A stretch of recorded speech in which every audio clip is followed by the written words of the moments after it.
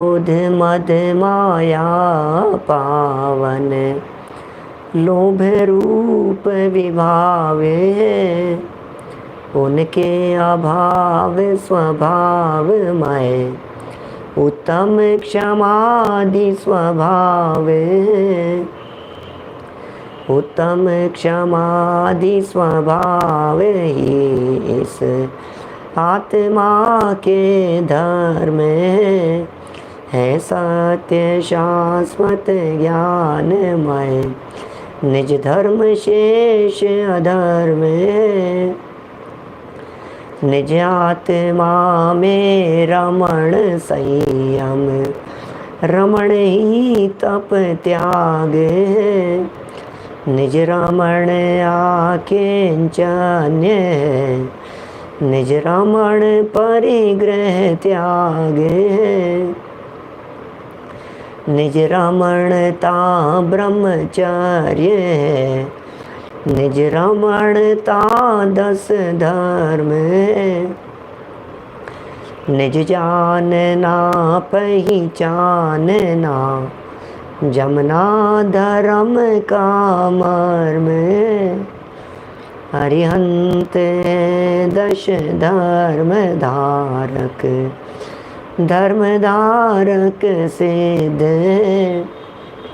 आचार्य उवजाय, मुनिराज सर्व प्रसिद्ध, जो आत्मा को जानते पहचानते करते रमण, वे धर्म धारक धर्म धन है, उन्हें हम करते नमन, उन्हें हम करते नमन।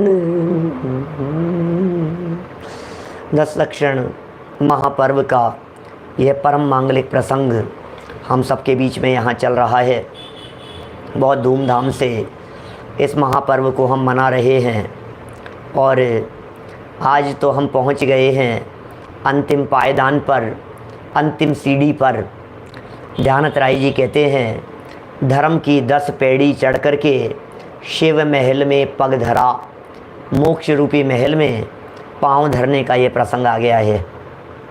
उत्तम ब्रह्मचर्य का ये दिन अनंत चतुर्दशी के दिन के रूप में प्रसिद्ध है। अनंत चतुर्दशी के संदर्भ में क्यों प्रसिद्ध हो गया है, इसकी चर्चा हमने आप लोगों के बीच में सुबह की है। ब्रह्मचर्य शब्द है, ये ब्रह्म में लीन हो जाने की चर्चा है। सब कुछ हो गया, गुस्सा नहीं किया, घमंड नहीं किया, मायाचार नहीं की, छल कपट नहीं किया, धोखाधड़ी नहीं हुई, लोभ लालच नहीं हुआ, झूठ नहीं हुआ, त्याग कर दिया, छोड़ दिया, सब कुछ हो गया। अब क्या करें ये बताओ आप तो। बोले अब क्या करना है, अब तो लीन हो जाओ अपने आप में, और क्या करना है। ये तो ब्रह्मचर्य है, ये अंतिम पायदान है, ये अंतिम चरण है, ये अंतिम सीढ़ी है, जिस पर कदम रखने के बाद में अब तो मुक्ति की प्राप्ति हो जाती है। ब्रह्म माने होता है आत्मा, ब्रह्म माने है चैतन्य, अपना त्रिकाली ध्रुव आत्म तत्व, वो ब्रह्म कहलाता है। और ब्रह्म में जो चर्य है, जो लीनता है, जो चरण है, वही ब्रह्मचर्य है। ब्रह्म की जिसे खबर नहीं हो वो कैसे ब्रह्मचारी, ब्रह्म जिन्हें सुहाता नहीं हो वे कैसे ब्रह्मचारी। हमने दुनिया में बहुत ब्रह्मचारियों को देखा है, लेकिन उन्हें आत्मा की चर्चा नहीं सुहाती। कभी कभी आश्चर्य होता है, जिन्हें आत्मा नहीं सुहाता, माने जिन्हें ब्रह्म नहीं सुहाता, वे ब्रह्मचारी कैसे हो सकते हैं। ब्रह्मचारी तो ब्रह्म वाले होते हैं, आत्मा वाले होते हैं। इसलिए ब्रह्मचारी तो आत्मा में चरण करने वाले होंगे। और आत्मा में चर्या आत्मा को जाने बिना नहीं हो सकती, आत्मा में चर्या आत्मा को पहचाने बिना नहीं हो सकती। आत्मचर्या या ब्रह्मचर्य के लिए ब्रह्म को जानिए, ब्रह्म को पहचानिए और फिर ब्रह्म में समा जाइए, तभी ब्रह्मचर्य संभव है। आत्मा की चर्चा सुहा नहीं रही है, आत्मा को ही जानने पहचानने के लिए तैयार नहीं है। आत्मा को जानना ये ब्रह्म ज्ञान है, आत्मा को मानना, आत्मा की स्वीकृति ये ब्रह्म श्रद्धान है। और आत्मलीनता चूंकि ये चारित्र गुण की पर्याय हैं, इसलिए ये ब्रह्मचर्य है। ब्रह्मचर्य, कौन जानता है इस ब्रह्मचर्य की चर्चा? जरा पूछिए ब्रह्मचारियों से। हम भी जब कभी ब्रह्मचर्य व्रत लेते हैं, नियम लेते हैं, अष्टमी चतुर्दशी को ब्रह्मचर्य का संकल्प करते हैं, 10 लक्षण महापर्व के अवसर पर, अष्टानिका महापर्व के अवसर पर अपने अपने दिल में झांक करके देखना हम किसे ब्रह्मचर्य मानते हैं। सिर्फ और सिर्फ एक स्पर्शन इंद्रिय के भोगों के त्याग को ही हम ब्रह्मचर्य समझते हैं, सिर्फ और सिर्फ स्पर्शन इंद्रिय के विषय के त्याग को। और स्पर्शन इंद्रिय के अंदर भी सिर्फ एक क्रिया विशेष के त्याग को ही हमने समझ लिया कि ब्रह्मचर्य हो गया है। लेकिन स्पर्शन इंद्रिय के विषय तो बहुत सारे हैं। मैं यदि अभी ये बात करूं कि आप स्पर्शन इंद्रिय का भोग भोग रहे हैं एट ए टाइम, इस समय पर, एट दिस टाइम, अभी आप भोग रहे हैं स्पर्शन इंद्रिय के विषय को, आपको लगेगा क्या बात कर रहे हो, कैसी बात कर रहे हो पंडित जी? क्यों? पंखे की हवा में नहीं बैठे हो क्या? एसी की हवा का आनंद नहीं ले रहे हो क्या? डल्लप के गिद्दे पर नहीं बैठे हो क्या? जब आप अच्छी कुर्सी, बिल्कुल स्पर्शन इंद्रिय, अच्छा लग रहा है, हमारी फीलिंग में बहुत अच्छा आ रहा है, अच्छा एसी चल रहा है, ठंडी हवा चल रही है, गर्मी नहीं लग रही है, ये क्या स्पर्शन इंद्रिय के विषय नहीं है? क्या ये स्पर्शन इंद्रिय के भोग नहीं है? हमारे यहाँ जिनागम में स्पर्शन इंद्रिय के विषय तो 8 कहे हैं। हल्का, भारी, रूखा, चिकना, कड़ा, नरम, ठंडा, गरम। जब हमें ठंड लग रही होती है, हीटर चल रहा होता है, जब रजाई ओढ़ करके बैठे होते हैं, जब एसी चल रहा होता है, जब अच्छे नरम गद्दों पर बैठे होते हैं हम, जब कोमल स्पर्श, क्या ये स्पर्शन इंद्रिय के विषय नहीं है? लेकिन कौन ऐसा मानता है कि हम ये स्पर्शन इंद्रिय के भोग भोग रहे हैं? लगता ही नहीं है, हमारी फीलिंग में ही नहीं आती है ये बातें, तो हमें ऐसा महसूस ही नहीं हो रहा है कि ये भी स्पर्शन इंद्रिय के भोग हैं। दूसरी और महत्वपूर्ण बात कहना चाहता हूं, कदाचित इन सब विषयों का, स्पर्शन इंद्रिय के विषयों का त्याग भी कर देवें तो रसना इंद्रिय के विषय, घ्राण इंद्रिय के विषय, चक्षु इंद्रिय के विषय, कर्णेंद्रिय के विषय, इनका क्या होगा? विचार कीजिए गंभीरता से। यदि आत्मलीनता का नाम ब्रह्मचर्य है तो क्या अकेले स्पर्शन इंद्रिय ही आत्मलीनता में बाधक है? क्या पांचों इंद्रियों के भोग भोगते हुए आत्मलीनता हो सकती है? ब्रह्मचर्यपना संभव है? ब्रह्म में चर्या संभव है? यदि नहीं है तो पांचों ही इंद्रियों के विषय ब्रह्म में चर्या करने में बाधक होने से सभी विषयों का त्याग होना चाहिए। क्या एसी की हवा का आनंद लेते हुए आत्मा का आनंद लिया जा सकता है? क्या दूरदर्शन के सामने बैठे हुए आत्मदर्शन हो सकता है? क्या लड्डू का स्वाद लेते लेते आत्मा का स्वाद आ सकता है? खीर का स्वाद लेते लेते कि आत्मा का स्वाद आ गया, ऐसा संभव है? ऐसा हो सकता है? लड्डू पेड़े खाते हुए जब आत्मा का स्वाद नहीं आ सकता है, स्पर्शन इंद्रिय के किसी भी विषय का सेवन करते हुए आत्मा का स्वाद नहीं आ सकता है, रसना इंद्रिय, घ्राण इंद्रिय, चक्षु इंद्रिय, कर्णेंद्रिय, किसी भी विषय का सेवन करते हुए जब आत्मा का आनंद नहीं आ सकता है, तो पांचों ही इंद्रियों के विषयों को जीतना होगा, पांचों ही इंद्रियों के विषयों से विरक्ति लेनी होगी। ध्यान ही नहीं जाता हमारा, तो सोचते ही नहीं है हम। तो आज उत्तम ब्रह्मचर्य का दिन, ब्रह्मचर्य का पालन किया तो क्या किया कि बस दिन भर एसी में बैठे रहे, ये ब्रह्मचर्य का पालन किया है? ये ब्रह्मचर्य का पालन है। खूब ब्रह्मचर्य का पालन किया और मजे से मेवा मिष्ठान खाया, लड्डू पेड़े खूब खाए हमने, बाजार के नहीं खाए, घर के खाए होंगे, मर्यादा के खाए होंगे, लेकिन ये समझ लिया कि हाँ भाई ब्रह्मचर्य का पालन कर लिया। आज तो अनंत चतुर्दशी का दिन है तो ऐसा लगता है कि नहीं आज तो उपवास होगा। रसना इंद्रिय के विषय का तो त्याग था, लेकिन कर्णेंद्रिय के विषय का सेवन हुआ कि नहीं हुआ? म्यूजिक चल रहे होंगे, न सही पंचेंद्रियों के विषय भोग वाले, न सही फिल्मी गानों वाले म्यूजिक, लेकिन भक्ति भजन ये तो चल रहे होंगे। क्या उसका आनंद कर्णेंद्रिय के विषय का आनंद नहीं है? मैं आपसे पूछता हूँ, भजन भक्ति के म्यूजिक का आनंद लेते लेते क्या आत्मा का आनंद लिया जा सकता है? हम इतने व्यस्त हैं पांचों इंद्रियों के विषयों को भोगने में कि हमें फुर्सत ही नहीं है आत्मा के आनंद लेने के लिए। तो कैसे आएगा आत्मा का आनंद? ये साहब आप पांचों इंद्रियों की बात कर रहे हो क्या? लेकिन शास्त्र में आचार्यों ने स्पर्शन इंद्रिय के त्याग की चर्चा की है। स्पर्शन इंद्रिय के भोगों को ज़्यादा महत्व दिया है, बिल्कुल दिया है, हम स्वीकार करते हैं। उन्होंने काम भोग के त्याग की बात कही है।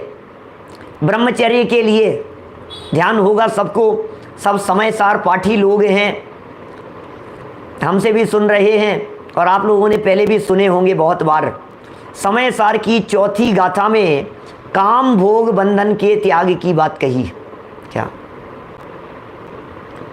समय सार की चौथी गाथा में काम भोग बंध की कथा तो इस जीव ने अनंत बार सुनी है, परिचय में आई है, अनुभव में आई है, लेकिन पर से भिन्न आत्म तत्व की चर्चा न कभी इसने सुनी है, न उसका अनुभव किया है,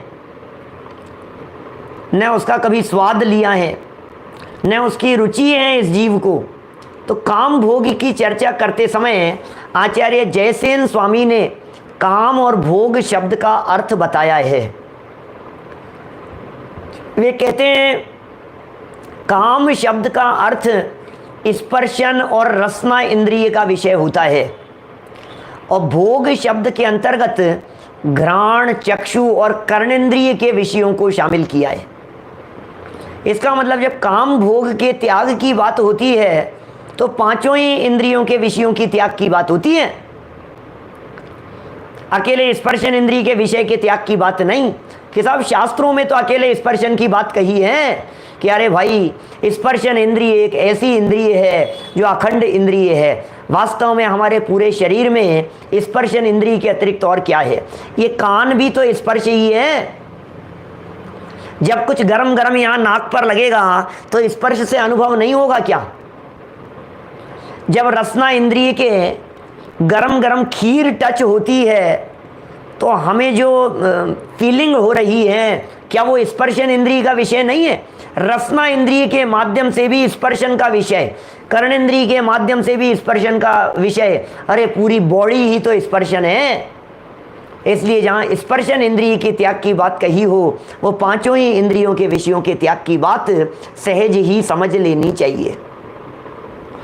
कि साहब यदि सब एक ही बात हैं तो फिर शास्त्रों में कभी कोई कर्णेंद्रिय के त्याग को ब्रह्मचर्य कह दो, कोई चक्षु इंद्रिय के त्याग को ब्रह्मचर्य कह दो, उसमें क्या दिक्कत है? कि नहीं, बहुत बड़ी दिक्कत है। यदि कर्णेंद्रिय के त्याग को ब्रह्मचर्य कहेंगे तो एक महा दिक्कत यह खड़ी होगी कि एक इंद्रिय से चार इंद्रिय तक के जीवों को सबको ब्रह्मचारी मानना पड़ेगा, क्योंकि उनके कर्णेंद्रिय नहीं है। मक्खी मच्छरों को ब्रह्मचारी मानना पड़ेगा। कि साहब यदि चक्षु इंद्रिय के विषय को ब्रह्मचर्य में बाधक मानो और चक्षु इंद्रिय विषय के त्याग को ब्रह्मचर्य कहो तो बोले तो भी तीन इंद्रिय तक के सब ब्रह्मचारी हो जाएंगे, क्योंकि उनके चक्षु नहीं है। यदि घ्राणेंद्रिय के विषय सेवन के त्याग को ब्रह्मचर्य कहते तब भी इसी तरह की समस्या आती, दो इंद्रिय जीव सब ब्रह्मचारी हो जाते। यदि रसना इंद्रिय विषय सेवन के त्याग को ब्रह्मचर्य कहते तब भी एक बहुत बड़ी समस्या आती कि एक इंद्रिय जीव सभी ब्रह्मचारी हो जाते। तो फिर साहब जिनके एक इंद्रिय नहीं है, स्पर्शन इंद्रिय नहीं है, उन्हें भी ब्रह्मचारी मानने पर कुछ ऐसी समस्या आएगी कि बोले नहीं आएगी, क्योंकि जिनके स्पर्शन इंद्रिय नहीं है वे सिद्ध भगवान है। क्या? वे तो पूर्ण ब्रह्मचारी हैं, इसलिए कोई बाधा नहीं आएगी। पांचों ही इंद्रियों के विषयों के त्याग की चर्चाएं, क्या पांचों ही इंद्रियों के विषयों के त्याग की चर्चाएं, स्पर्शन की चर्चा मुख्य रीति से शास्त्रों में सिर्फ और सिर्फ इसलिए की गई है क्योंकि स्पर्शन इंद्रिय अखंड इंद्रिय है, क्षेत्र से भी अखंड है। बदबू आ रही है, नाक बंद कर लिया, घ्राण इंद्रिय का विषय सेवन बंद हो गया। महात्मा गांधी जी ने कह दिया बुरा मत देखो, और सामने कुछ दिखने लगा और हमने आंखें बंद कर ली, चक्षु इंद्रिय का विषय सेवन बंद हो गया। आवाजें बहुत तेज आ रही थी, हमने कान में रुई डाल ली, उंगली से बंद कर लिया, तो कर्ण इंद्रिय का विषय सेवन बंद हो गया। हम इन इंद्रियों के विषय सेवन को बंद कर सकते हैं, लेकिन स्पर्शन इंद्रिय के विषय सेवन को बंद करके बताओ। वो कैसे होगा? क्षेत्र से अखंड इंद्रिय है, इसका विषय सेवन बंद नहीं होता। एक और बड़ी समस्या है, ये काल से भी अखंड इंद्रिय है। भाई साहब, कर्णेंद्रिय अनादिकाल से नहीं है हमारे पास में, चक्षु इंद्रिय अनादिकाल से नहीं है हमारे पास में, घ्राणेंद्रिय रसना इंद्रिय अनादिकाल से नहीं है, लेकिन स्पर्शन इंद्रिय के बिना तो हम कभी रहे ही नहीं। अनादिकाल से स्पर्शन इंद्रिय के साथ में है, बड़े भाग्य से मिली हैं ये इंद्रियां। कभी कभी मैं ये कहता हूं कि इन इंद्रियों की प्राप्ति होना भी रिद्धियां हैं। अतुल भाई, ये रिद्धियां प्राप्त हो गई है, ये कर्णेंद्रिय प्राप्त हो गई है, इट मीन्स ये रिद्धि है, और इस रिद्धि का दुरुपयोग मत करना। चक्षु इंद्रिय प्राप्त हो गई है, ये रिद्धि है, इस रिद्धि का दुरुपयोग मत करना। रसना इंद्रिय प्राप्त हो गई है, ये रसना इंद्रिय की प्राप्ति ये रिद्धि है, इसका दुरुपयोग मत करना। यदि इसका दुरुपयोग किया तो अनर्थ हो जाएगा। इतिहास गवाह है इस बात का कि जिस जिस व्यक्ति ने आज तक अपने को प्राप्त रिद्धियों का दुरुपयोग किया, उससे वो रिद्धियां छीन ली जाती है। ये कर्णेंद्रिय रिद्धि प्राप्त हुई है। आपको लग रहा होगा कि पंडित जी कैसे रिद्धि कह रहे हो? अरे ये रिद्धि इस तरह से है, हमने फोन पर, लैंडलाइन पर, कॉलर आईडी के बिना वाले लैंडलाइन फोन पर किसी का रिंग बजी और उठाया, और उठाते ही हमने 2 शब्द कान में सुने, जय जिनेंद्र, और इतना सुनते ही हमने कहा, अरे अतुल भाई कैसे याद किया आज? ये क्या हुआ? नंबर नहीं था, नाम नहीं था, कर्णेंद्रिय में सिर्फ 2 शब्द पड़े हैं, जय जिनेंद्र, और इतने मात्र में पहचान लिया। अतुल भाई, ये रिद्धि नहीं है क्या हमारे पास में? लाखों लोगों से परिचय है, उन हजारों लाखों लोगों में से न मालूम कौन व्यक्ति ने कब कहां से फोन किया, और तुरंत ये मामा जी बोल रहे हैं, अरे बुआ जी आप, अच्छा चाचा जी, ये क्या हुआ? ये कैसे पहचानने में आ रहा है? ये जबरदस्त पावर है हमारे पास में, आपको अंदाजा नहीं है इस कर्णेंद्रिय की पावर का, आपको अंदाजा नहीं है इस रिद्धि का। राकेश जी साहब, ये जो रिद्धि हमारे को प्राप्त हो गई है, इस रिद्धि का अंदाजा नहीं है, लेकिन हम इसका कर रहे हैं दुरुपयोग। ये कर्णेंद्रिय रिद्धि प्राप्त हुई है हमारे को जिन वचन सुनने के लिए, ये कर्णेंद्रिय रिद्धि प्राप्त हुई है हमारे को जिनेंद्र भगवान की वाणी सुनने के लिए, प्रवचन सुनने के लिए, जिनवाणी की चर्चाएं सुनने के लिए, वस्तु स्वरूप की बातें सुनने के लिए। अरे काम भोग बंधन की कथाएं नहीं, शुद्ध विशुद्ध आत्म तत्व की चर्चा सुनने के लिए हमारे को एक कर्णेंद्रिय प्राप्त हुई है, और हमने इस कर्णेंद्रिय का किया दुरुपयोग। छीन ली जाएगी ये कर्णेंद्रिय, नहीं मिलेगी आगे, सुनना नसीब नहीं होगा, मर करके 4 इंद्रिय हो जाएगा, कुछ नहीं सुन पाएगा। चक्षु इंद्रिय प्राप्त हुई है हमारे को, ये कम रिद्धि है क्या? देखते ही पहचान लेते हैं। मन मिल गया है हमारे को, देखते ही पहचान लेते हैं, विचार मात्र से। अरे आंखों से देखना तो बहुत बड़ी बात है। मैं कभी कभी ऐसी बातें कहता हूं हमारे श्रोताओं के बीच में। एक व्यक्ति टीवी की स्क्रीन पर आया, सफेद दाढ़ी थी उसकी, अजमेरा जी, सफेद दाढ़ी वाला, और वो सामने एक हॉट सीट पर बैठ करके 2 शब्द कहता है, कौन बनेगा? कौन है भाई साहब? कौन है वो व्यक्ति? सिद्धार्थ जी कौन है वो? अमिताभ बच्चन? हर व्यक्ति कह रहा है, हर व्यक्ति की आवाज सामने लिख रहे हैं, बच्चन, बिग बी है सब सब फटाफट। क्यों? ये क्या हुआ? आपने तो देखा भी नहीं, आवाज भी अमिताभ बच्चन की नहीं है, ये तो संजीव गोदा की आवाज थी, कौन बनेगा। और आपने, लेकिन वो शब्द सुनकर के आपके दिमाग में पिक्चर बन गई। ये आपके ज्ञान का चमत्कार है, ये आपके मन का चमत्कार है, ये आपने चक्षु इंद्रिय के माध्यम से देखा है, वो चमत्कार है, लेकिन दुरुपयोग मत करना, ये चिंतन करने के लिए मिला है। अरे जब वचन सुनो आप, कौन से अहमिक को खलु शुद्धो, तो समय सार की गाथा दिखनी चाहिए आपको, इसके लिए मन मिला है हमारे को, ये चक्षु इंद्रिय मिली है जिनवाणी को पढ़ने के लिए। ये दुरुपयोग हो रहा है ना, ये दुरुपयोग ब्रह्मचर्य में बाधक है। मैं ब्रह्मचर्य की चर्चा कर रहा हूं, मैं इंद्रिय विषयों से निर्वृत्ति की बात कर रहा हूं, मैं इंद्रियां जो प्राप्त हो गई है इनके सदुपयोग की बात कर रहा हूं आपसे। अनंत काल हो गया इनका दुरुपयोग करते हुए। चक्षु इंद्रिय का दुरुपयोग किया, छीन ली जाएगी चक्षु इंद्रिय। रसना इंद्रिय का दुरुपयोग किया, खा नहीं पाएंगे, जवान से बोल नहीं पाएंगे। ये जिनवाणी भूलने के लिए हमारे को वचन मिले, ये वाणी का प्रयोग जिन वचन सुनने के लिए और सुनाने के लिए। कर्णेंद्रिय से सुनो, रसना इंद्रिय से बोलो, भक्तियां बोलो, स्तुतियां बोलो, पाठ बोलो, गाथाओं को गुनगुनाओ, इसलिए हमारे को ये बातें मिली है। क्या कर रहे हैं हम, क्या किया है हमने आज तक? इन रिद्धियों का दुरुपयोग नहीं किया तो और क्या किया? देख लो आप, इतिहास उठा करके देखिए, प्रथमानुयोग उठा करके देखिए, कहानियां और प्रसंग उठा करके देखिए। जिस जिस व्यक्ति ने दुरुपयोग करने की चेष्टा की और रिद्धियां छीन ली गई उससे कि भैया तुझे कोई अधिकार नहीं है, अरे तुझे चक्षु इंद्रिय प्राप्त करने का कोई अधिकार नहीं है, तुझे कर्णेंद्रिय प्राप्त करने का कोई अधिकार नहीं है, तुझे रसना इंद्रिय प्राप्त करने का कोई अधिकार नहीं है। क्या किया इस रसना इंद्रिय को प्राप्त करके? जिन बहन भी न सुने कभी, मनुष्य जन्म प्राप्त किया और भोगों में काल बिताया। पाए कर मानुष्य योनि भी, पाए कर मानुष्य योनि भी, हो जी भोगों में काल बिताया। जिन वाणी बोले छे, जन्म श्रावक कुल पा करके, जन्म श्रावक कुल पा करके, हो जी तुम नरभव सफल करो जी। जिन वाणी बोले छे, हो जी तुम नरभव सफल करो जी। जिन वाणी बोले छे, ये जिन वाणी बोल रही है हमारे को, ये नरभव सफल कर लीजिए। क्या ये भोग, इंद्रिय के भोग, ये मीठे जहर के समान है, जहर लगने चाहिए, ये आकुलता उत्पादक लगने चाहिए, ये पीड़ा करने वाले लगने चाहिए।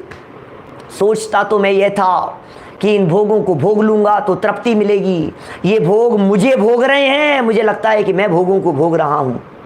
जुगल जी बाबूजी साहब की पंक्तियां हैं, सोचा करता हूं भोगों से, बुझ जावेगी इच्छा ज्वाला। परिणाम निकलता है लेकिन, मांधो पावक में घी डाला। सोचा करता हूँ भोगों से, बुझ जावेगी इच्छा ज्वाला। सोचता रहता हूँ, सोचता रहता हूँ, तृप्ति मिल जाएगी, तृप्ति मिल जाएगी। क्या आज तो कोई बात नहीं, कल पाड़ने में क्या बना रहे हो? लो, आज का दिन अभी पूरा हुआ नहीं और कल पाड़ने में क्या बन रहा है उसकी चिंता चालू हो गई, उसके विकल्प चालू हो गए। तृप्ति मिल गई, भाई साहब मैं तो तृप्त हो गया, गजब किया, आज तो कहाँ से बनाना सीख करके आई हो? क्या क्या कहाँ से सीखा है? बाजार का खाना त्याग किया तो घर का चालू हो गया, घर का एक से एक बना करके, पकवान बना करके। भोगों को अमृत फल जाना, उनके संग्रह में व्यस्त रहा नहीं। भोगों को अमृत फल जाना, विषयों में निश दिन मस्त रहा। उनके संग्रह में हे प्रभुवर, मैं व्यस्त त्रस्त अभ्यस्त रहा। दादा द्वारा लिखी पूजन की पंक्तियां हैं। भोगों को अमृत फल जाना, और थे कैसे? ये तो जहरीले थे। लग तो रहा था मीठा, ये मीठे थे, मीठा जहर भोगने में तो अच्छा लग रहा है, लेकिन फल क्या आएगा? फल तो मौत है इसकी, फल में तो मौत दिखाई देगी। हमें ऐसा लगा तृप्ति मिल जाएगी, तृप्ति मिल जाएगी, लेकिन भैया सुनो, अग्नि ईंधन से कब तृप्त हुई है ये बताओ तो सही हमारे को। मानो पावक में घी डाला। एक सेठ साहब के घर में आग लग गई, आग लग गई, बहुत बड़े सेठ जी थे, और आग लग गई और निकल करके दौड़ते हुए बाहर आए। अरे बताओ कैसे बुझाऊं, क्या करूं इसको बुझाने के लिए? आग बुझाओ, कोई तो कोई उपाय करो। और आसपास में गरीब लोग रहते थे, वो दौड़ते हुए आए कि सेठ जी पानी डालो, पानी। चुप रहे मूर्ख, हल्की बातें करेगा। मैं इतना बड़ा सेठ नौकरों को आवाज लगा करके कहता है हम तो घी के व्यापारी हैं, घी के पीपे डालो इसके ऊपर अग्नि बुझाने के लिए, घी डालो इसके ऊपर। हम कोई कमजोर हैं क्या? पानी डालेंगे हम? तुम्हारे घर में आग लगे तो पानी डालना, हमारे घर में आग लगेगी तो घी डालेंगे। बुझेगी कि नहीं बुझेगी? बुझ जाएगी ना। सोचा करता था लगाना, सोचा करता था भोगों से बुझ जावेगी इच्छा ज्वाला, परिणाम निकलता है लेकिन मानो पावक में घी डाला। अग्नि में घी डालने जैसी दशा है। अमृत चंद्राचार्य देव कहते हैं भैया ईंधन से कभी अग्नि तृप्त नहीं होती। अग्नि जल रही है और गैस का सिलेंडर लगा रखा है आपने। अब ये जलती हुई अग्नि चूंकि उसे गैस मिलती जा रही है, ये कब तृप्त हो जाएगी और बुझ जाएगी बताओ तो सही। अग्नि जल रही है और आपने लकड़ी डाल दी उसमें, ये कब बुझेगी कि जलती रहेगी, कि और डाल दी कि कब बुझेगी कि जलती रहेगी जलती रहेगी जलती रहेगी। अरे आज तक भोजन कर करके किसी की भूख नहीं मिटी है, भोजन का त्याग करके ही हे जिनेंद्र देव आपकी भूख मिटी थी। ये भोग हैं जो मुझे खा रहे हैं, क्या मैं भोगों को नहीं भोग रहा हूं। ये तो खाई है, खूब भरने का प्रयास किया लेकिन ये खाई कभी भरती नहीं है। ये पेट फूटा घड़ा है, इसमें जितना भी डालो अंदर में एक अग्नि जल रही है जिसे कहते हैं जठराग्नि। वो जठराग्नि ऐसी अग्नि है कि जो भी डाला जाता है सब भस्म हो जाता है, सब भस्म हो जाता है, भस्म हो जाता है और पेट खाली का खाली रहता है। भोग भोगते रहे, भोग भोगते रहे, अनंत काल हो गया लेकिन चैतन्य का उपभोग नहीं किया, आनंद का उपभोग नहीं किया। आनंद रसामृत खेद रहे हो हे प्रभु आप तो। हे मुनिराज आप भी उपभोग करते हो लेकिन विषयों का नहीं, भोगों का नहीं, इंद्रिय विषयों का नहीं। आप भोग करते हैं किसका? अपने अतीन्द्रिय आनंद का। भाई साहब ब्रह्मचर्य का प्रसंग है, ब्रह्म में चर्या करने की बात कर रहे हैं। जरा ब्रह्मचर्य व्रत की भावना तो देखो उमा स्वामी आचार्य ने क्या बतलाई है। ब्रह्मचर्य की भावना में कौन कौन बाधक होता है? कौन है ब्रह्मचर्य की भावना में बाधक? भावना क्या है? स्त्री राग कथा श्रवण, तन मनोहरांग निरीक्षण, पूर्व रतानुस्मरण, वृश्येष्ठ रस, स्व शरीर संस्कार त्यागा पंच। ये सूत्र है तत्वार सूत्र के 7वें अध्याय का, सुना होगा। 7वें अध्याय का सूत्र है, 3 दिन पहले पढ़ाया था। क्या कही है इस सूत्र में चर्चा? स्त्री राग कथा श्रवण, सुनने का त्याग करो। सुनने का, सुनना नहीं है। काम भोग बढ़ाने वाली चर्चाओं को सुनना नहीं है। आपको पता है ऊपर ऊपर के स्वर्गों में मात्र शब्द सुनने मात्र से प्रविचार हो जाता है। क्या? शब्द सुनने मात्र से तृप्ति मिल जाती है, सुनने मात्र से संतुष्टि हो जाती है। स्त्री राग कथा श्रवण, सुनना नहीं। तन मनोरंग निरीक्षण, देखना नहीं। पूर्व रतानुस्मरण, भोगे जो भोग पहले उनका न होवे सुमिरण। क्या कह दिया है? ये भावना है, समाधि की भावना है। भोगे जो भोग पहले उनका न होवे सुमिरण, उनका स्मरण नहीं होवे जो पूर्व में भोगे हैं। बेटा बेटा विचार करता रहता, यार लड्डू तो उनकी शादी में खाए थे, क्या स्वाद था भाई साहब। आज भी विचार करता हूं तो वो स्वाद ऐसे गले से झड़ता है। क्या क्या बात कर रहा है? वो स्वाद झड़ रहा है तेरे। मक्खन बड़े तो वो क्या बताऊं, कचौरी तो उसकी जबरदस्त आती है। वैसे मैंने त्याग कर दिया बाजार का, पिछले 15 साल से नहीं खाता हूं, लेकिन फिर भी याद करता हूं तो उसकी कचौरी याद आती है। अरे क्या कर रहा है तू? कौन से भोगों का स्मरण करके तृप्ति पा रहा है? भोगे जो भोग पहले उनका न होवे सुमिरण। क्या हमारे सामने से सादर में लिख रहे हैं डोसे के लिए? अरे भैया डोसे का त्याग नहीं है, डोसे तो खाता हूं मैं। क्या उसका तो स्मरण क्या करना है? वो तो बनवा के खा लेंगे, उसमें क्या है चक्कर। यहां तो जिसका त्याग कर दिया हो उसके स्मरण की बात कर रहे हैं। उसके स्मरण का भी त्याग करना, जिसे छोड़ दिया हो, जिसका त्याग कर दिया हो, उसका विचार मात्र भी नहीं आना चाहिए। अरे असली खेल तो सारा विचारों का ही है, और क्या है दिमाग में क्या चल रहा है, सारा खेल तो दिमाग का है, और क्या है। 2 ब्रह्मचारी व्यक्ति थे, बाल ब्रह्मचारी थे, गुरु के आश्रम में रहते थे, और वे दोनों ब्रह्मचारी व्यक्ति नदी किनारे घूम रहे थे, टहल रहे थे, चर्चा कर रहे थे। आधा 1 घंटा टहल रहे थे, रोजाना ही टहलते थे। और एक दिन क्या हुआ, टहलते टहलते घूमते हुए एक लड़की को नदी में डूबते हुए देखा। दोनों ने डूबते हुए देखा, और डूबते हुए देखने पर क्या हुआ, दौड़ते हुए एक ब्रह्मचारी जो था वो दौड़ते हुए चला गया, और दौड़ते हुए जाकर के, क्या मोक्ष जी सुनी है आपने? अच्छी बात है, और भी बहुत सारे लोगों ने सुनी होगी। सुनो, दौड़ता हुआ नदी में कूद गया और लड़की को बचा लिया। फिर क्या हुआ, बचा करके हैं सर पर रख दिया, सर पर उठा करके ले आया, कंधे पर उठा करके ले आया, बिठा करके ले आया, कंधे पर यहां रखी उसने और निकाल करके बाहर ले आया। अब बाहर निकाल करके लाया तो दूसरे व्यक्ति का तो माथा खराब, ये ब्रह्मचारी होकर के लड़की को कंधे पर बिठा लाया, निकाल करके बाहर ले आया। कितने 10 मिनट लग गए इसको। हमने तो त्याग है जन्म से, ये छू कैसे सकता था, इसने कितना गलत काम किया है, तुझे नहीं करना चाहिए था, तुझे नहीं जाना चाहिए था। बहुत बड़बड़ाता रहा वहां, अब बड़बड़ाता रहा, कोई बात नहीं, चल आज तू देख गुरुजी के आश्रम में, वहां चल करके बताता हूं तुझे, आज तेरी खैर नहीं है।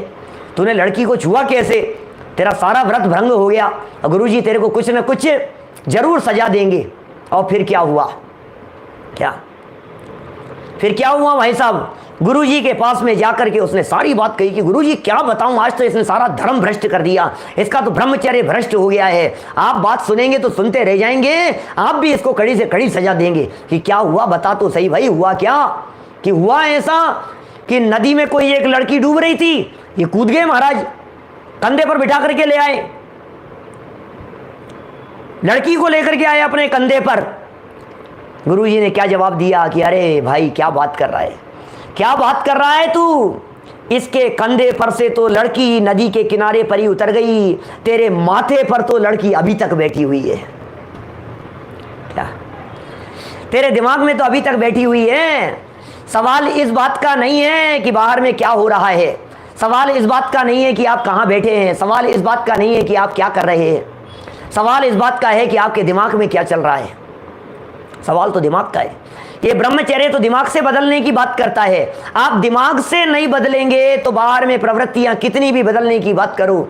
अरे टोडरमल जी साहब कहते हैं विषय सेवन में तो अभिलाषा मूल है, अंदर में तो अभिलाषा चल रही है, अंदर में तो विषय वासनाएं अनवरत रूप से चल रही है। तू बाहर में ये कहता है ब्रह्मचर्य ले लिया, ब्रह्मचर्य ले लिया, अरे इसका नाम ब्रह्मचर्य नहीं है। अंदर से मिटना चाहिए, अंदर से निर्वृत्ति होनी चाहिए, अंदर से छूटना चाहिए, अंदर से टूटना चाहिए। और वो कब होगा, बाहर की निर्वृत्ति से निर्वृत्ति नहीं होती है जब तक अंदर में आत्म स्वभाव का अवलंबन नहीं होता है। बाहर में छोड़ देगा तो छूटेगा थोड़ी ना, उसे छूटना थोड़ी ना कहते हैं। तुम ये बताओ पकड़ा किसको तुमने, क्या बिना पकड़े ये भी छोड़ दिया, छोड़ने रूप अंतरंग वृत्ति तो हुई नहीं थी, अंदर में आत्मा का अनुभव और स्वाद तो आया नहीं, अंदर का स्वाद आया नहीं और बाहर का स्वाद छोड़ दिया, तो जो खींचतान होती है उसे जनवाणी में तीव्र कषाय कह करके पुकारा है। वो तो तीव्र कषाय का परिणाम है। क्या तीव्र कषाय है, तो तीव्र कषाई है हम तो। मन में चिंतन चल रहा है। क्या कहा उमा स्वामी आचार्य देव ने भावना के संदर्भ में, उन्होंने कहा स्त्री राग कथा श्रवण तन मनोहरांग निरीक्षण पूर्व रतानुस्मरण, भोगे जो भोग पहले, उनका विचार नहीं। विचार की चर्चा में मैं लड़की ले आया बीच में, विचार नहीं। आप लड़कियों की बात क्यों करते हो, आप लड़कों की बात क्यों नहीं करते हो? दोनों की बात समझो ना आप। समस्या तो ये है जब कोई मेरे से इस तरह की बात कहता है तो मैं उन्हें ये कहता हूं कि आप अपने आप को स्त्री क्यों समझते हो। समस्या तो यहां खड़ी होती है। आप अपने आप को फीमेल क्यों समझते हो? आत्मा तो पुल्लिंग होता है, आप तो पुरुष हैं। जितने पुरुष वर्ग हैं वे तो पुरुष हैं ही, जितनी स्त्रियां हैं वे भी पुरुष हैं। भारत के राष्ट्रपति यदि कोई महिला होगी तो वो राष्ट्रपति नहीं होकर के क्या राष्ट्रपत्नी कहलाएगी? क्या करेंगे आप कि नहीं तो फीमेल है, राष्ट्रपति कैसे कह रहे हो आप, इनको तो राष्ट्रपत्नी कहो। अरे गजब हो गया, वो पद है भैया, हाँ उसको पत्नी थोड़ी ना कहोगे, वो पद है। ऐसे ही हम ये कह रहे हैं आत्मा, ये पुरलिंग है। आप आत्मा हो, आप चैतन्य हो, आप त्रिकाली ध्रुव हो, आप ज्ञायक हो। आप अपने आप को स्त्री मत समझो, स्त्री मत समझना अपने आप को। इसलिए जो बात कही जा रही है ये बात तो अंदर की विकारी वृत्ति के लिए कही जा रही है। ये जो बात कही जा रही है ये तो अंदर के खोटे परिणामों के लिए कही जा रही है। उस परिणामों के ऊपर लगाम होनी चाहिए, अंदर में विषयों के परिणाम नहीं आए। इसलिए यहाँ क्या कहा, भोगे जो भोग पहले उनका न होवे सुमिरन, मैं राज संपदाया पद इंद्र का न चाहूं। ये बात हो गई पूर्व रतानुस्मरण। वृश्रेष्ठ रस, ओहो क्या बात कह रहे हैं, गरिष्ठ भोजन का त्याग करो, गरिष्ठ भोजन का क्या कह रहे हो आप, क्यों त्याग करा है? जब ब्रह्मचर्य की प्रतिज्ञा दिलाई जाती है, ब्रह्मचर्य प्रतिमा, 7वीं प्रतिमाधारी कोई हो, जब प्रतिज्ञा दिलाई जाती है तो ये सारी बातें बताई जाती है, उनको बताई जानी चाहिए। आप यदि ब्रह्मचर्य का नियम ले रहे हैं, भले ही टेम्परेरी लीजिए, आजीवन लीजिए, जिसको जैसा भावना हो, 6 महीने का लीजिए, महीने भर का लीजिए, बाद में के लिए लीजिए, व्रतों के समय में लीजिए, पर्व के दिनों में लीजिए, जैसा जो आपने भाया, लेकिन आप उसका स्वरूप एक बार गंभीरता से समझ लीजिए कि इसका स्वरूप क्या है, ब्रह्मचर्य किसे कहते हैं। बिना समझे हुए सिर्फ थोड़ा बहुत कुछ त्याग करा करके अपने आप को ब्रह्मचारी समझ लेना, ये तो बहुत बड़ी गलती है। क्या गरिष्ठ भोजन, ऐसा भोजन, गरिष्ठ भोजन क्या होता है, विषय आसक्ति को बढ़ाता है। आप खीर खा रहे हैं, आप अच्छा गरिष्ठ भोजन कर रहे हैं, समझिए आप लड्डू खा रहे हैं, दवा के भोजन कर रहे हैं। इसलिए व्रती लोगों को भोजन में बहुत कंट्रोल करना चाहिए। क्या बहुत कंट्रोल किया जाना चाहिए। भोजन के कंट्रोल के लिए यहाँ वृश्रेष्ठ रस के त्याग की बात कही है। खीर नहीं खाएंगे, हलवा नहीं खाएंगे, गरिष्ठ भोजन नहीं खाएंगे, बादाम का हलवा नहीं खाएंगे और गरिष्ठ नहीं खाएंगे, और यदि होगा कदाचित खाया तो थोड़ा खाएंगे, कंट्रोल में खाएंगे, जिससे कि वो पच जाए अच्छे से। मतलब ज़्यादा नहीं कि दबा करके खा लिए। क्या होता है, ज़्यादा खाने से नींद भी ज़्यादा आती है। प्रवचन में नींद क्यों आ रही, इतना क्यों खाया था कि नींद आने लग गई? क्या तो खाना ही नहीं है कुछ भी। अभी तो शायद आप लोगों ने, अमेरिका वालों ने तो कुछ नहीं खाया होगा, यहाँ तो सब खा के बैठे हैं लोग। नहीं, उपवास से बैठे हैं भाई। उपवास में भी नींद आती है, ये भी बड़ा चक्कर है। उपवास में भी नींद आती है, ज़्यादा खाओ तो भी नींद आती है। इसलिए बहुत सोच समझ करके बैलेंस रखने की बात है। बैलेंस रख करके हमारा जीवन होना चाहिए। अरे एक गजब की बात तो और कह दी उमा स्वामी आचार्य देव ने। ऐसी उमा स्वामी आचार्य देव ने बात कह दी ब्रह्मचर्य के संदर्भ में। बोले ब्रह्मचर्य की भावना भाने वालों के लिए एक और नियम दिलाता हूँ। बोले क्या नियम दिला रहे हो? बोले स्व शरीर संस्कार त्यागा। लो, स्व शरीर संस्कार त्यागा। शरीर का संस्कार, ओहो, शरीर का संस्कार ये ब्रह्मचर्य में बाधक है। शक्ल नहीं देखेंगे जिस दिन ब्रह्मचर्य का दिन होगा। अब बोलो, कर सकते हो आप ऐसा? शरीर संस्कार नहीं होगा, साबुन नहीं लगाएंगे, शेव नहीं बनाएंगे, कर सकते हो कभी ऐसा? ये ब्रह्मचर्य का दिन है। किसको दिखाना है, किसके लिए श्रृंगार करना है? अच्छे सुंदर सुंदर कपड़े, अरे काय के सुंदर कपड़े, शरीर को सजाने की बात नहीं। इसलिए सब मुंड मुड़ा दिया, कुछ नहीं, देखने वाले देखे देखे गंजे हो गए, कुछ नहीं। हमें क्या करना है, किसको दिखाना है? भाई साहब ये ब्रह्मचर्य में बाधक कह दिया। स्व शरीर संस्कार, ब्रह्मचर्य की भावना वाले के संदर्भ में उमा स्वामी आचार्य ये बात कह रहे हैं। स्त्री राग कथा श्रवण सुनने की बात हो गई, तन मनोहरांग निरीक्षण देखने की बात हो गई, पूर्व रतानुस्मरण मन की बात हो गई, वृश्रेष्ठ रसना इंद्रिय की बात हो गई, स्व शरीर संस्कार चक्षु इंद्रिय की बात हो गई। समझ में आ रही है बात? स्पर्शन इंद्रिय की बात हो गई। सुंदर दिख रहा हूं, क्या हाथ लगाते ऐसा लग रहा है चुभ रही है क्या? अरे भाई सुन तो सही, क्या क्या कह रहा है? एक बात सुन ले, समझ ले एक बात अच्छे से। ये सब घातक है, ये सब बाधक है। एक बात तो नक्की कर, आत्मा का अनुभव लेना है कि विषयों का आनंद लेना है? और विषयों का आनंद लेना हो तो पहले इस बात को बहुत अच्छे से समझ लेना कि विषयों में आनंद है या नहीं है। इस बात को अच्छे से समझ लेना। और यदि आनंद नहीं है तो फिर जितनी भाग दौड़ है, जितने प्रयास हैं, ये सारे के सारे प्रयास झूठे हैं। झूठे हैं ये सारे प्रयास। छोड़ दो ये सब, छोड़ दें सारे बंधन, तोड़ दे सारे बंधन सदा के लिए। क्या ये मुनासिब है आत्मा के लिए? मुनासिब नहीं है, ऐसा नहीं है। ये संभव है। सारे बंधनों को तोड़ देवें, सारे विषयों का त्याग कर देवें, अरे आत्मा का आनंद कुछ अपूर्व हुआ करता है भैया। जिसे आत्मा का आनंद आता है उसे विषयों का आनंद नहीं आता है, उसे विषयों का रस सुहाता नहीं है, सुहाता नहीं है। ये भोग जंजाल जैसे दिखते हैं, ये काली नागिन जैसे दिखाई देते हैं, ये पीड़ा करने वाले दिखाई देते हैं, ये जहर लगते हैं। किसे? जिसे अंदर का आनंद आता है। रस नीरस हो जात तत्क्षण अक्षय विषय न सुहावे, जब निज आत्म अनुभव आवे, जब निज आत्म अनुभव आवे। अभी स्वाद, अभी रस, अभी आनंद बाह्य विषयों का आ रहा है। आप कल्पना कीजिए, जिसे बाह्य विषयों का आनंद आ रहा है उसे आत्मा का आनंद कैसे आएगा? दो नावों में सवारी कैसे हो सकती है? दो घोड़ों के ऊपर कोई व्यक्ति कैसे दौड़ सकता है? दो हॉर्स, दो घोड़े, और कोई उनके ऊपर एक साथ सवारी करना चाहे तो कैसे करेगा? बहुत कठिन काम है, आसान नहीं है। दो नावों में सवारी करेगा तो कैसे होगा? मारा जाएगा, डूब जाएगा भाई। दो दो काम एक साथ कैसे होंगे? पंचेंद्रिय विषय भोगों में भी रस आ रहा है, अरे नहीं नहीं, और ये भी देखो, मैं पहले ही कहता था इन पंडितों की बातें सुनोगे सारी गृहस्थी चौपट करा देंगे ये। हम तो पहले ही जानते थे, सब छुड़ाओगे आप। ऐसा ही है ना अतुल भाई?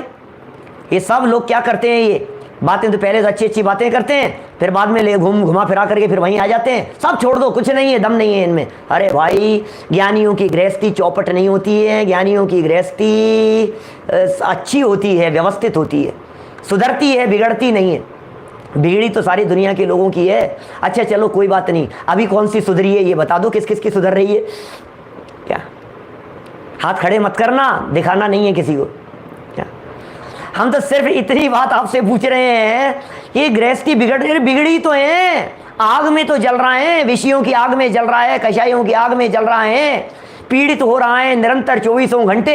ये आग जल रही है अंदर विषयों की, बाहर में शांत दिखाई दे रहा है लेकिन अंदर में ज्वालाएं जल रही है। ये ज्वालाएं कैसे शांत होगी?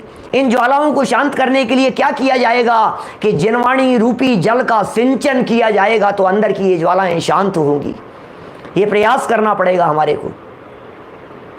6 खंड को जीतने वाला चक्रवर्ती सम्राट भी, 6 खंड की विभूति का स्वामी चक्रवर्ती सम्राट भी, 96,000 रानियों के साथ में भोग करने वाला चक्रवर्ती सम्राट भी हमारी तुलना में अधिक संयमी है। क्या बात कर रहे हो? वह आनंद रस का उपभोग कर रहा है। क्या कषाएं कम है उसके, भोग कम है उसके, भोगासक्ति कम है उसकी। क्यों? क्योंकि उसके अनंतानुबंधी चले गई है, अनंतानुबंधी चले गई है।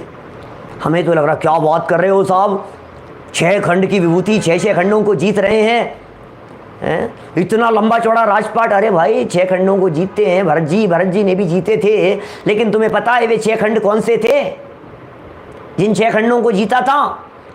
ये इंद्रियां कहलाती है खंड। खंड ये खंड ज्ञान है, इंद्रिय ज्ञान को खंड ज्ञान कहते हैं। ये 5 इंद्रियां, ये 5 खंड हैं हमारे, और एक मन, ये 6 खंड हैं। 5 इंद्रियों और मन को जीता, ये 6 खंड को जीता चक्रवर्ती सम्राट ने। भरत चक्रवर्ती 60,000 वर्ष तक दिग्विजय के लिए गए। दुनिया ये कहती है रानियों को भी साथ में लेकर के गए थे और 6 खंड के भोगों में मस्त रहते थे, लेकिन मैं ये कहता हूँ वो तो निरंतर इंद्रियों और मन पर विजय प्राप्त करते हुए अतीन्द्रिय आनंद का स्वाद लेते थे। खंड खंड इंद्रियों को उन्होंने जीता था। 6 महीने में एक बार का तो नियम ही है ना भाई साहब। क्या क्षायिक सम्यक दृष्टि थे, तद्भव मोक्षगामी थे। 6 महीने में एक बार तो अनुभूति का नियम है ना, यदि नहीं होगा तो गुणस्थान गिर जाएगा। 60,000 वर्ष के लिए गए, इसका मतलब जानते हैं 1,20,000 बार मिनिमम दिग्विजय के काल में उन्हें आत्मा का आनंद आया था। 1.25 लाख बार उन्हें आत्मा का आनंद आया था दिग्विजय के काल में। आपको क्या लग रहा है? ये तो आगम से कह रहा हूं मैं तो बात, ये तो करणानुयोग से सिद्ध हो रही है सारी की सारी बात। इसमें कौन सी मैंने नई बात कह दी है? मिनिमम 6 महीने में एक बार, साल में 2 बार, 60,000 वर्ष में 1,20,000 बार, ये तो मिनिमम कह दिया है। और 6 महीने के अंदर यदि 6 महीने की जगह 5.5 महीने में हो गया तो 1.25 लाख बार हो जाएगा। और क्या है, और ज़्यादा हो जाएगा। 6 महीने का नियम थोड़ी ना ऐसा, महीने भर में नहीं हो सकता है क्या? ऐसा हो सकता है। हमें समझना पड़ेगा हम किसे देख रहे हैं। यहाँ तो आत्मा को देखने की बात है। ध्यानत राय जी कहते हैं भैया, ध्यानत धर्म 10 पेड़ी चढ़ के शिव महल में पग धरा। ये धर्म की 10 सीढ़ियां हैं, इनको चढ़ करके महल में पग धरो। और कौन से महल में? इस चैतन्य महल में। कि क्या मिलेगा आपके उस महल में? ये सारी फैसिलिटी है। क्या क्या मिलेगा अंदर? खाने को क्या क्या मिलेगा उस चैतन्य महल में? कि कुछ नहीं है। कि चक्षु इंद्री का कोई विषय की कुछ नहीं है, कर्ण इंद्री का कोई विषय की कुछ नहीं है। अरे यार मन नहीं लगेगा फिर तो हमारा। बाहर आ जाएंगे कि हम दावे के साथ कहते हैं, एक बार उसमें जाकर के तो देखो, बाहर निकलने का मन हो जावे, ऐसा हो नहीं सकता है। आज तक जो जो व्यक्ति उस आत्मा में समा गए हैं वे बाहर निकले नहीं है। इसका प्रमाण क्या है? अनंत अनंत सिद्ध भगवान वे लौट करके नहीं आते इस धरातल पर दोबारा, ये इसका प्रमाण है। वे सिद्धालय में विराजमान सिद्ध परमात्मा कभी लौट करके नहीं आते। क्यों नहीं लौट करके आते हैं? इस बात का है कोई जवाब आपके पास में? कि है ना जवाब? एक ही जवाब है, अंदर में तृप्त हैं, आनंद में तृप्त हैं, आनंद के उपभोग करने में मस्त हैं, उन्हें जरूरत नहीं है। अरे किसका भोग भोगे भाई साहब, किसका भोग भोगे? ये जितने भोग हमारे को दिखाई दे रहे हैं, ये सारे के सारे भोग छोड़ देने योग्य हैं। इसलिए इनका दुरुपयोग जो आज तक कभी किया है वो दुरुपयोग नहीं करना। ये मीठे जहर के समान है, इनका त्याग करना। बड़े भाग्य से मनुष्य जीवन प्राप्त हो गया है भाई साहब, बड़े भाग्य से जनवाणी सुनने का अवसर मिल गया है। ये तो थोड़ा बहुत, ये तो 10 लक्षण की सभा है। मुझे मालूम है आज जितने लोग हैं उतने कल नहीं होंगे, कल जितने होंगे उतने परसों नहीं होंगे, और फिर उसके बाद में तो क्या होगा? खत्म है फिर तो। और क्या है? हमारे यहाँ ऐसी कहावत चलती है, पूनम का पारना छोड़ा मंदिर जी का बारना। बारना जानते हैं आप? डोर, दरवाजे। क्या? पूनम का पारना, 14 का उपवास था ना, कल पूनम का पारना हो जाएगा। फिर क्या होगा? पूनम का पारना छोड़ा मंदिर जी का बारना। अरे भाई हम तो ये कहना चाहते हैं, ये 10 लक्षण पर्व का प्रसंग ये आज संपन्न नहीं हुआ है, आज तो उद्घाटन समारोह है। समाप्त तो थोड़ी ना हो गया है। आप क्या सोच रहे हो खत्म हो गया, खत्म, छुट्टी हो गया? अरे नहीं, आज उद्घाटन है। आप क्या कर रहे हो? आज तो शुरुआत है, आज समापन कहाँ है? ब्रह्म में जब चर्या करना प्रारंभ किया तो फिर छुट्टी हो गई। अब क्या करोगे? अरे अब तो उसी में समा जाना है, अब तो उसी में लीन हो जाना है, अब तो उसी में रहना है हमारे को सदा सदा काल के लिए। अब तो निकलने का क्या काम है? अरे भैया अंदर जब आनंद आता है तो कौन बाहर निकलना चाहता है? ऐसा लिखा है हमारे वीतरागी संतों ने, अंदर आत्म स्वरूप में जाकर के वे वीतरागी संत स्वरूप गुप्त हो जाते हैं, प्रमादी हो जाते हैं, अपने स्वभाव में जाकर के आलसी हो जाते हैं। ऐसा महसूस करते हैं, अरे भैया कौन बाहर निकलेगा, अब कौन बाहर निकलेगा, अब कौन बाहर जाएगा? क्या हमें नहीं जाना है बाहर, हमें नहीं देखना है बाहर, ऐसी वृत्ति हुआ करती है। इसलिए खूब त्याग कीजिए, खूब वैराग्य का सेवन कीजिए, खूब स्वाध्याय कीजिए, खूब अध्ययन कीजिए, मनन कीजिए, चिंतन कीजिए, जिनवाणी को देखिए, ब्रह्मचर्य का जिन्होंने अपने जीवन में पालन किया है उनकी महिमा को देखिए, इससे रिलेटेड कहानियां पढ़िए, इससे रिलेटेड प्रसंग देखिए, याद कीजिए आप सेठ सुदर्शन को, याद कीजिए आप सीता सती को, क्या याद कीजिए आप रावण को। रावण को भी क्या बात करें? हाँ, रावण को याद करने के लिए कह रहा हूँ। रावण जैसा महापुरुष कहाँ मिलेगा भाई साहब आपको? रावण जैसा व्यक्ति थोड़ी ना मिलेगा। रावण को कोसने की जरूरत नहीं है, रावण को गालियां देने की जरूरत नहीं है। रावण कोई बुरा व्यक्ति नहीं था, रावण जैसा सज्जन व्यक्ति मिले कहाँ आज की दुनिया में? राम राज की कल्पना कर रहे हैं सारी दुनिया में लोग, मैं कह रहा हूँ रावण राज की कर लो थोड़ी सी। क्या रावण राज माने ऐसा राज कि जिस राज में 6 महीने तक कोई ऐसी कन्या आकर के रहे जिसे वो दिलो जान से चाहता हो, स्वयं ही राजा हो, 3 खंड का अधिपति हो, और उसके बाद में भी उसका शील सुरक्षित रह जाए, इसका नाम है रावण राज। क्या लंका में 6 महीने रही सीता, लेकिन शील सुरक्षित था। कि आपको कैसे पता? कि सीता की अग्नि परीक्षा से पता। सीता की अग्नि परीक्षा से अकेले सीता का शील ही सिद्ध नहीं हुआ, सीता की अग्नि परीक्षा ने यह भी सिद्ध कर दिया, यह भी प्रूव कर दिया कि रावण भी निर्दोष था। क्या सीता की अग्नि परीक्षा में सीता को ही नहीं रावण को भी निर्दोष सिद्ध कर दिया। देखिए जरा, गीत गाइए उनके, रावण के गीत गाइए, क्या सीता के गीत गाइए, सेठ सुदर्शन के गीत गाइए। जरूरत नहीं है बखान करने की, अपने शील की चर्चा। इल्जाम लगा दिया गया, शांत, कुछ नहीं, अरे आनंद का उपभोग कर रहे हैं। कोई जरूरत नहीं है किसी को कुछ कहने की, किसी को कुछ बोलने की जरूरत नहीं है। जब पाप कर्म का उदय होता है तो परिस्थितियां अलग प्रकार की होती है, जब पुण्य का उदय होता है तो परिस्थितियां अलग प्रकार की होती है। पाप के उदय में सफाई काम नहीं करती है और पुण्य के उदय में सफाई देने की जरूरत नहीं होती। क्या पाप का उदय चल रहा है, पाप का उदय चल रहा है, कुछ तो बोलो अपनी सफाई में, कुछ तो कहो। हे सेठ, हे सुदर्शन, तुम्हें क्या कहना है अपनी सफाई में? कि मुझे कुछ नहीं कहना है, कुछ नहीं कहना है। पाप का उदय चल रहा है, अपनी सफाई में क्या कहना है मुझे? और उदय बदल गया, पुण्य का उदय आ गया, उदय बदल गया तो पुण्य का उदय आने पर सफाई देने की जरूरत नहीं पड़ती है।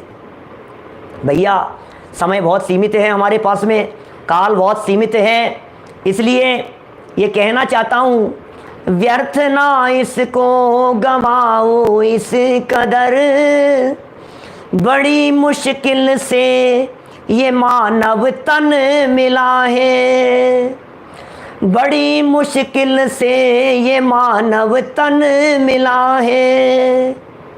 काम क्या करना है सिद्धार्थ जी, काम क्या करना है बोलो? डूब कर अपने में खुद को जान लो, जैन दर्शन की यही तो एक कला है। क्या कर रहे हैं आज तक? सब बंद कर दो सारे काम, बाहरी गुड़ दौड़ को सब रोक दो और भीतर देख लो क्या सिलसिला है। सारी घुड़दौड़ को रोक दो, भागम भाग को रोक दो, भीतर में देखो। बाहर में तो बहुत देखा, क्या क्या नहीं देखा और क्या क्या देखना बाकी नहीं दिखता है आपको। अरे यहाँ चलते हैं, यहाँ चलते हैं, यहाँ देखते हैं। अभी तो लंदन गए थे क्या? कि हाँ। कोई नूर देखा था क्या? कि अरे देखा है। पेरिस गए थे कि हाँ। आईफिल टावर देखा कि हाँ देखे आए। कि क्या हुआ? कि अब कहाँ का मन है? क्या अलास्का चलें? अरे भाई सुन तो सही, भव वन में जी भर घूम चुका, कण कण को जी भर भर देखा। देखने वाले को देख ले तो सारी दुनिया अपने आप दिखती है। क्या देखने वाले को देख भैया, देखने वाले को देख। अंदर में बैठा हुआ है ज्ञायक भगवान आत्मा, उसे देख।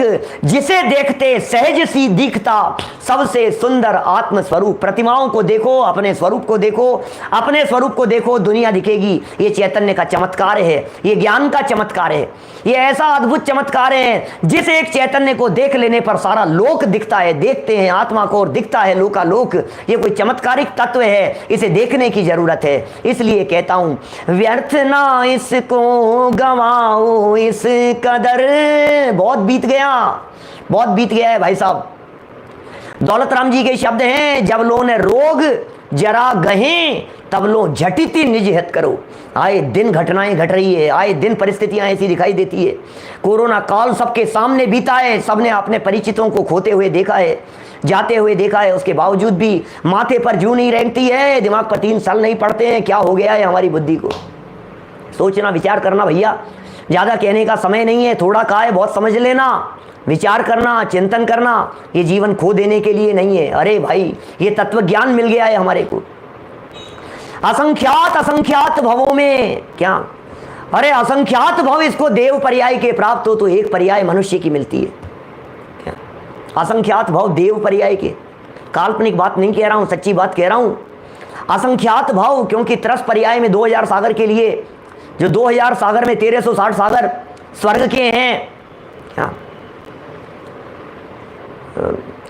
सॉरी 1260 क्या और 740, ये जो 1260 सागर जो स्वर्ग के हैं उनमें भवन त्रिकों के असंख्यात भव निकल जाते हैं एक एक सागर में।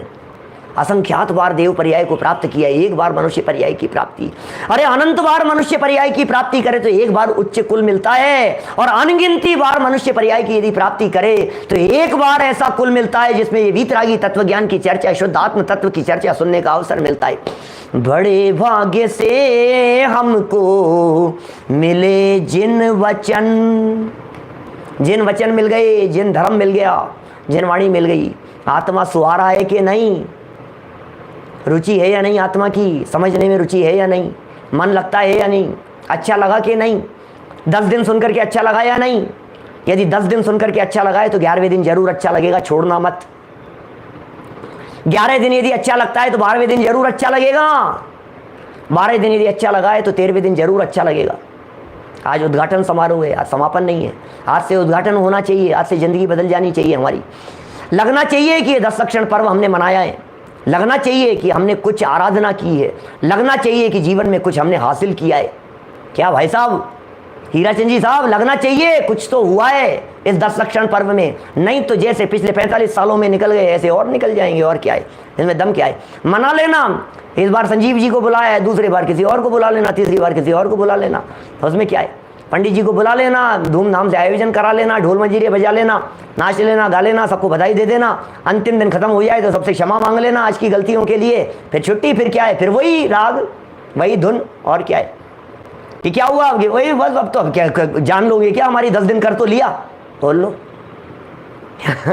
10 दिन कर तो लिया, और क्या इससे ज़्यादा क्या जान लोगे क्या? भैया ये तो जीवन समर्पित करने के लिए हैं। निहाल चंद जी साहब, पीतल फैक्ट्री वाले बाबूजी, ये तो जीवन समर्पित करने के लिए ये सारी चर्चाएं, इसलिए जीवन समर्पित करें, आत्म कल्याण के लिए लगे रहें, बराबर लगे रहें, और जीवन समर्पित करते हुए अपने जीवन को धन्य करें। इसी भावना से बात को यहीं विराम देता हूं। उत्तम ब्रह्मचर्य की चर्चा करते हुए हम सब ब्रह्म में समा जाएं, अपने जीवन को धन्य करें, सफल करें, सार्थक करें, इसी भावना से ओम नमः। थोड़ी सूचना मुझे देनी थी, जो लोग नए सुन रहे हैं और जो लोग अभी नए जुड़े हैं इस प्रसंग पर, मैं उनको कहना चाहता हूं कि हमारे चैनल पर बहुत व्यवस्थित प्रवचन सारे उपलब्ध हैं। अभी मोक्ष मार्ग प्रकाशक कुछ समय पहले ही 422 प्रवचनों में word to word, line to line चलते हुए अभी पूरा किया है। पूरे प्लेलिस्ट के अंदर यदि आप देखेंगे, टॉपिक वाइज मिलेंगे, सब्जेक्ट वाइज मिलेंगे। DR संजीव गोधा, डॉक्टर संजीव गोधा के नाम से। एक बात और ज़रूर कहना चाहता हूँ कि उसमें आप नाम डालते हैं तो 50 प्रवचन आ जाते हैं, लेकिन आपको सिर्फ मेरा चेहरा ध्यान रखना है, शक्ल ध्यान रखनी है। शक्ल तो याद रहेगी, 10 दिन तक देखिए। यदि ये चेहरा देख लिया तो जहाँ ये चेहरा दिखता है बस उस चेहरे को टच करना है। चेहरे को टच करते ही चैनल खुल जाएगा, सामने प्लेलिस्ट से आप चाहें जो वो प्रवचन सामने आपको मिल सकते हैं, उनका लाभ ले सकते हैं। रोजाना 12 महीना मेरे प्रवचन का समय, यही प्रवचन का समय जो अभी चल रहा है, रात को ठीक 8 बजे 12 महीना चलता है, यूट्यूब पर लाइव चलता है। सुबह का समय इंडिया टाइम के हिसाब से 9:20 पर चलता है, और दोपहर में 2:30 बजे वो भी रेगुलर करीब करीब चलता ही है। तो ये तीनों समय चलता है। कुछ लोगों की शिकायतें ज़रूर आ रही थी मेरे पास में लिंक के संदर्भ में, वो भी कहना चाहता हूँ विवेक जी कि मैं तो भैया बहुत ढीला हूँ, सच में मेरे से तो होता नहीं है, न मेरे से होता है, न मेरे से किया जाता है, और न मेरे ये बस की बात है। कभी भूल जाते हैं, कभी हम भूल जाते हैं, कभी हमारी वाइफ भूल जाती है, कभी कुछ होता है।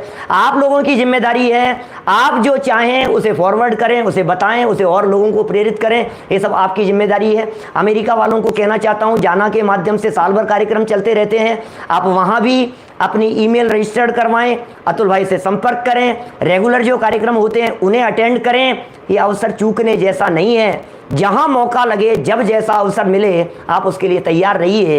ये बातें कुछ मेरे को कहनी थी, प्रेरणा देनी थी, सो बातें मैंने आपसे कही है, और बाकी शेष अतुल भाई।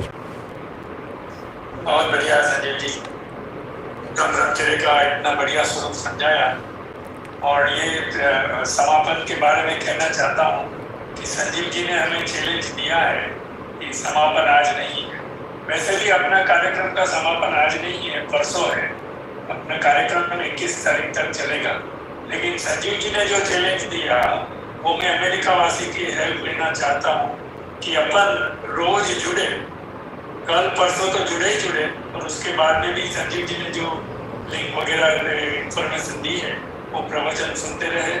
और यहाँ पे स्वाध्याय भी रोज होता है, तो उसमें भी आप जुड़ सकते हो। मुझे आप अपना एड्रेस बता दो, मैं आपको उसके बारे में बता दूंगा कि कब कहीं क्या स्वाध्याय हो रहा है। संभवतः कल शाम का प्रवचन, मतलब शाम का मतलब अमेरिका आप लोगों के सुबह का जो प्रवचन होगा इसी टाइम पर, हाँ। वो संभवतः क्षमावाणी विषय के ऊपर मैं लेने वाला हूँ। मैंने क्योंकि परसों का भी डिसाइड नहीं है, मैं फ्लाइट में रहूँगा, क्या रहेगा जैसा भी होगा। दिल्ली हूँ मैं कल, इसलिए कल का प्रवचन दिल्ली से करने वाला हूँ मैं। ठीक है, चलिए। और आज शाम को प्रतिक्रमण है, तो मैं अभी व्हाट्सएप ग्रुप में किताब PDF फाइल भेज देता हूँ, और आप सभी इसी जूम लिंक के माध्यम से जुड़ सकते हैं। अच्छा, रात्रि 10 बजे पारस TV पर भी रेगुलर प्रवचन चलते हैं, डेली ही चलते हैं, लगभग 40 मिनट का प्रवचन आता है, और वो आपके डलाश टाइम के हिसाब से सुबह का समय 10 मतलब 11:30 बजे का समय होता है दिन में। दिन में 11:30 बजे का टाइम डलास टाइम के हिसाब से, वो रेगुलर चलता है टीवी पर। ऐप भी है उसका, आप ऐप के माध्यम से भी उसको सुन सकते हैं, लाभ ले सकते हैं उसका, परमानेंट है वो भी। ज्ञान चल। गंगा तो निरंतर बह रही है, हमें नहाना है कि नहीं वो हमारे हाथ में। बहुत चलिए। बढ़िया, जिनवाणी। हाँ।